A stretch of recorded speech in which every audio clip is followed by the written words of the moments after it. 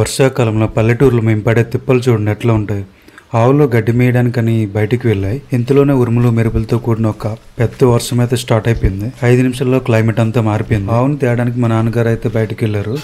ఒక ఆవు అయితే వచ్చేసింది, ఇంకొక ఆవు అయితే రావట్లా, కొద్దిగా ఇబ్బంది పెడుతుంది. మా నాన్నగారు దాని వెనక్కి తిరుక్కొని ఉండిపోయారు. పిడుగులు పడే సమయంలో చెట్ల కింద ఉంటే చాలా ప్రమాదం. అవి ఎప్పుడు ఎక్కడ పడితే తెలియదు. మా నాన్నగారిని ఇంటికి తీసుకురావడానికి నేను వెళ్ళాను. నానా ఎక్కడున్నావు? నానా నానా ఎక్కడా?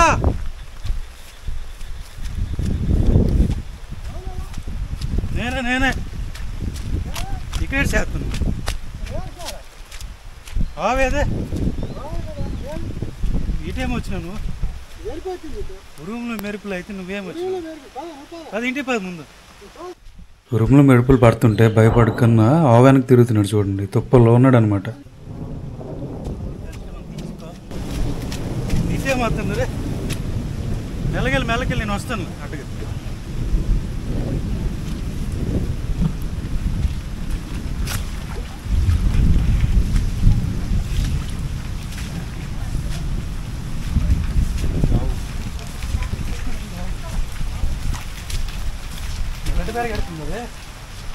రీసెంట్గా ఆవు కొన్నాం. దాని బిహేవియర్ చూస్తే ఎట్లా ఉంది. నార్మల్ టైంలో గడ్డి మేయమంటే వగిలితే గడ్డి మేయదు అనమాట.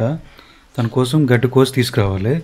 ఇప్పుడు వర్షంతో కాసేపు గడ్డి కోయడానికి వీలు పడక వగిలితే వర్షంతో గడ్డి మేస్తుంది చూడండి. పొరపాటున చేనులోకి వెళ్ళి వరిచేను తినేస్తే వాళ్ళు తిడతారు మమ్మల్ని.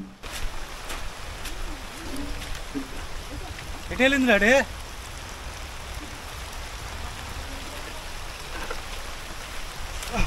అల్లరి ఎటెళ్ళిందే? మొత్తం నువ్వు వచ్చి ఇంటికి వచ్చి పద.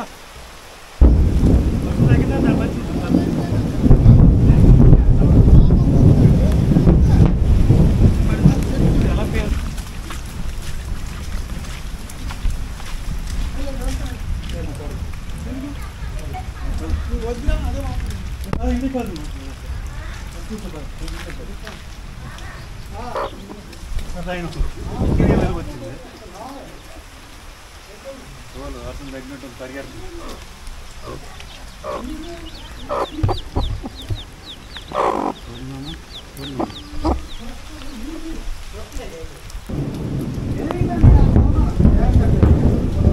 వర్షంతో బురదగా ఉన్న ఈ ప్లేస్ చూడండి ఎంత దారుణంగా ఉందో. దీంట్లో నడుచుకుంటూ వెళ్ళాలి, చెప్పులు దిగిపోతాయి అన్నమాట. చెప్పులు లేకపోతే ముళ్ళు గుచ్చితే నడవలేం. డెకాథ్లాన్లో కొన్నాను ఈ చెప్పులు. వాటర్ రెసిస్టెన్స్ ఇలాంటి టైంలో బాగా ఉపయోగపడ్డాయి. ఒక జత తీసుకుని 2 years వాడాను. డ్యూరబిలిటీ అయితే చాలా బాగుంది. మళ్ళీ నచ్చి ఇంకో జత తీసుకున్నాను.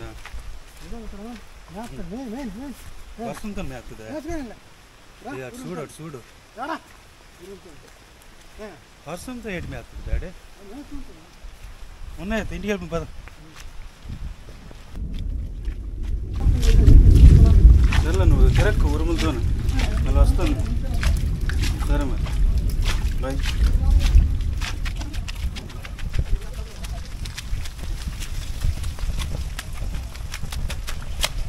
ఏంటి మామా ఎక్కడ చేస్తున్నావు? ఆవు కోసం ఏంటమ్మా? ఉంది అక్కడ ఉందిలే, నాన్న ఉన్నాడు, ఇంటి దగ్గర ఉన్నాడులే, పర్లేదు.